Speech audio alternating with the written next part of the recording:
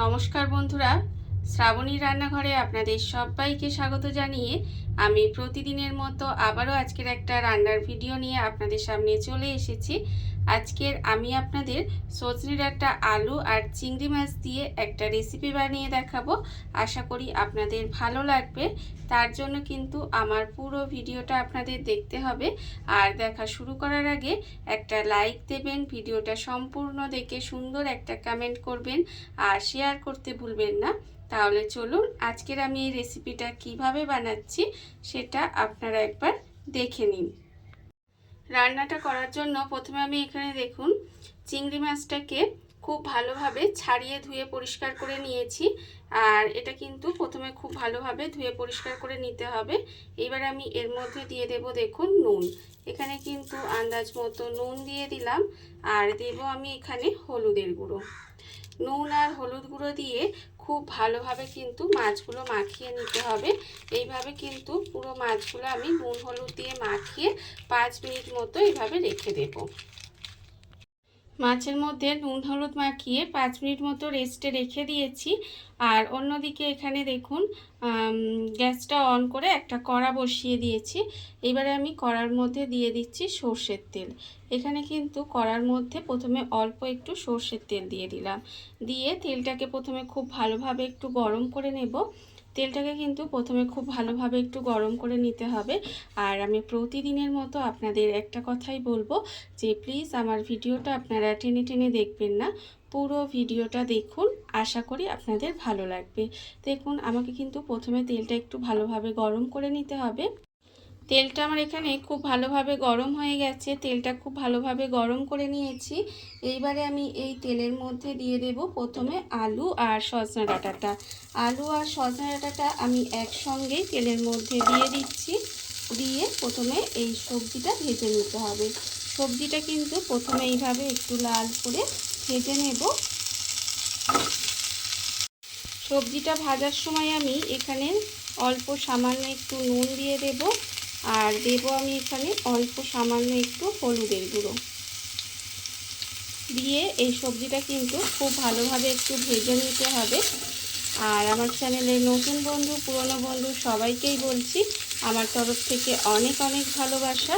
নতুন বন্ধুদের বলবো যদি আমার চ্যানেলটা সাবস্ক্রাইব করেন তাহলে পাশে থাকা বেল বাটনটা অবশ্যই প্রেস করে দেবেন, যাতে আমি যখনই কোনো নিত্য নতুন ভিডিও আপলোড করব সবার প্রথমে আপনাদের কাছে নোটিফিকেশান চলে যাবে এবং আপনারা আপনাদের সময় মতো ভিডিওটা দেখে নিতে পারবেন। আর পুরনো বন্ধুদের বলবো এইভাবে আমার কাছে থাকার জন্য, আমাকে এগিয়ে যেতে সাহায্য করার জন্য আপনাদের অসংখ্য অসংখ্য ধন্যবাদ। দেখুন আমি কিন্তু এই ডাঁটা আর আলুটা প্রথমে খুব ভালোভাবে একটু ভেজে নিচ্ছি। ডাঁটা আর আলুটা আমার এখানে ভাজা হয়ে গেছে, এটা আমি ভেজে নিয়েছি। এবার আমি এটাকে আলাদা করে তুলে রেখে দেব।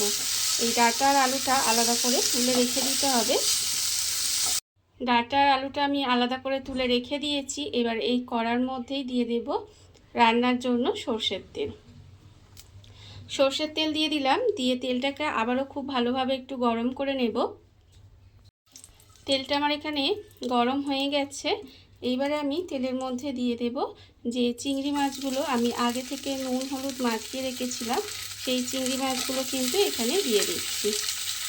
চিংড়ি মাছগুলো এখানে আমার 5 মিনিটের থেকেও বেশি সময় আমি নুন হলুদটা মাখিয়ে রেখে দিয়েছিলাম। এটা একটু মাখিয়ে রাখলে কী হবে, মাছের মধ্যে নুন হলুদটা ঢুকে যাবে, খেতেও ভালো লাগবে। সেই জন্য একটু নুন হলুদটা মাখিয়ে রাখবো এইভাবে। এবার দেখুন মাছটাকে উল্টিয়ে পাল্টিয়ে হালকা করে ভেজে নেব। মাছটা কিন্তু খুব বেশিক্ষণ ভাজবো না, একটু সময় এইভাবে একটু উল্টিয়ে পাল্টিয়ে হালকা করে হালকা লাল করে মাছটা ভেজে নিতে হবে।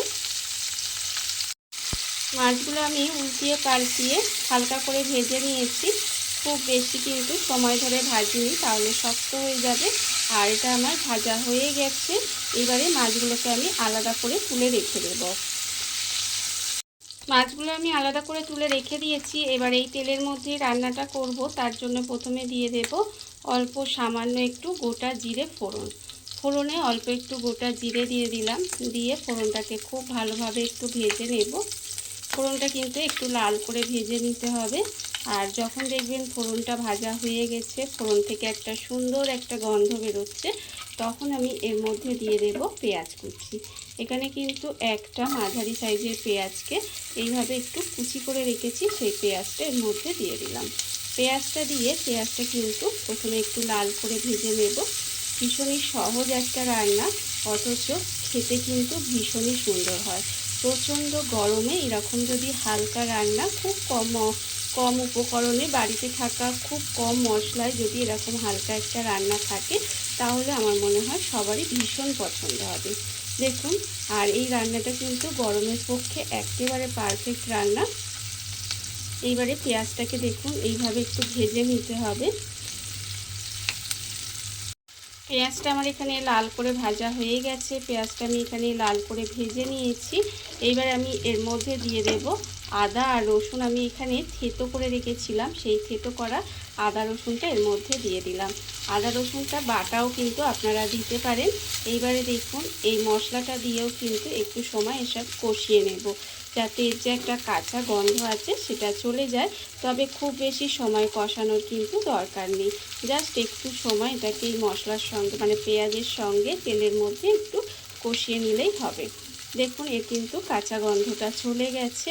এইবার আমি এর মধ্যে দিয়ে দেব টমেটো। এখানে কিন্তু একটা মাঝারি সাইজের টমেটোকে এইভাবে একটু লম্বা লম্বা করে কেটে রেখেছি, সেই টমেটোটাও এর মধ্যে দিয়ে দিলাম। দিয়ে এবারে টমেটোটাকেও এর সঙ্গে একটু এইভাবে রান্না করে নেব।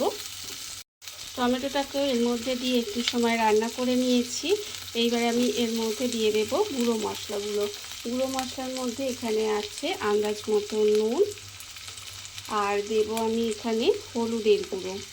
এখানে কিন্তু হলুদের গুঁড়ো দিয়ে দিলাম। আর দেব আমি এখানে লঙ্কার গুঁড়ো, ঝাল কতটা খাবেন সেটা বুঝে দেবেন।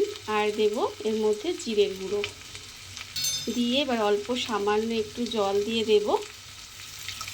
অল্প জল দিয়ে মশলাটাকে খুব ভালোভাবে কষিয়ে নেব। মশলা কিন্তু অল্প জল দিয়ে ভালো করে কষিয়ে নিতে হবে তেল ছাড়া পর্যন্ত, না হলে মশলাটা পুড়ে যেতে পারে। সেই জন্য অল্প জল দিয়ে এবার মশলাটাকে সুন্দর করে কষাতে হবে। একেবারে তেল ছাড়া পর্যন্ত মশলাটা এইভাবে খুব সুন্দর করে কষিয়ে নেব।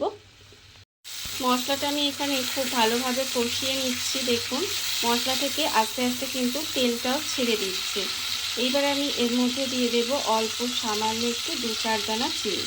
এতে কি হবে, মিষ্টি হবে না, অথচ নুন চিনির একটা ব্যালেন্স হবে, খেতে ভালো লাগবে।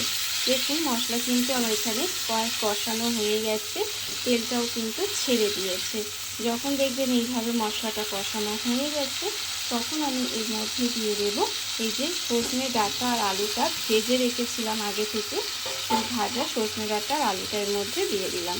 দিয়ে এবারে এই মশলার সঙ্গে কিন্তু এই সবজিটা দিয়ে সুন্দর করে কষিয়ে নেব। একটু সময় নিয়ে কিন্তু এই সবজিটার সঙ্গে মশলাটা একসঙ্গে ভালোভাবে কষিয়ে নিতে হবে।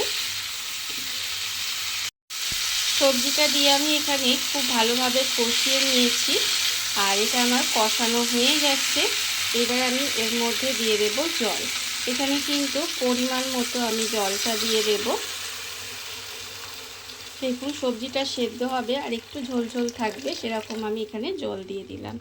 দিয়ে এবার এটাকে ঢাকা দিয়ে একটু সময় রান্না হতে দেব, যাতে আলুটা যেটুকু সবজি মানে সেদ্ধ হওয়া বাকি আছে আলু আর ডাঁটা, সেইটুকু ভালোভাবে সেদ্ধ হয়ে যায়। সেই জন্য এইভাবে একটু সময় কিন্তু এটা ঢাকা দিয়ে রান্না করে নিতে হবে। গ্যাসটাকে লোতে দিয়ে এইভাবে ঢাকা দিয়ে কিছুক্ষণ রান্না হতে দিয়েছিলাম।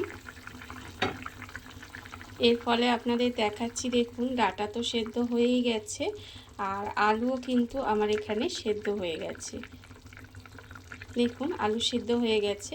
আর যখন দেখবেন এইভাবে সবজিটা সেদ্ধ হয়ে যাবে, তখন কিন্তু আমি এর মধ্যে দিয়ে দেব যে চিংড়ি মাছটা আমি আগে থেকে ভেজে রেখে দিয়েছিলাম, সেই চিংড়ি মাছগুলো এর মধ্যে দিয়ে দিলাম। চিংড়ি মাছগুলো এর মধ্যে দিয়ে আবারও কিন্তু খুব ভালোভাবে মিশিয়ে নেব। মিশিয়ে নিয়ে আবারও কিছুক্ষণ এইভাবে ঢাকা দিয়ে একটু রান্না হতে দেব। দেখুন এইভাবে কিন্তু আরেকটু সময় এটাকে ঢাকা দিয়ে রান্না করে নিতে হবে।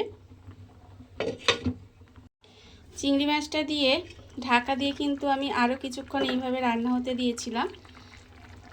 আর আপনাদের দেখাচ্ছি, দেখুন এখানে কিন্তু রান্নাটা রেডি হয়ে গেছে।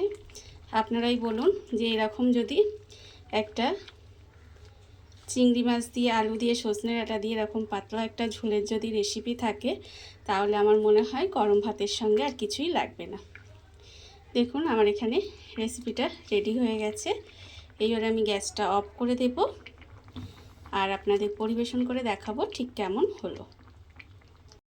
দেখুন বন্ধুরা, বাড়িতে থাকা কত অল্প উপকরণে কত অল্প সময় কত সুন্দর একটা সজনে ডাঁটা আলু চিংড়ি মাছের রেসিপি বা সজনে ডাঁটা আলু দিয়ে চিংড়ি মাছের ঝোল তৈরি হয়ে গেছে। আপনারা দেখতেই পেলেন, আর এটা কিন্তু খেতে ভীষণ সুন্দর হয়।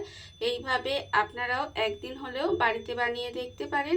আর এই ভিডিওটা যদি আপনাদের ভালো লেগে থাকে, আপনারা আমার চ্যানেলটা সাবস্ক্রাইব করে এইভাবে আমার পাশে থেকে যেতে পারেন। তাহলে চলুন আজকের ভিডিওটা এই পর্যন্তই। নমস্কার।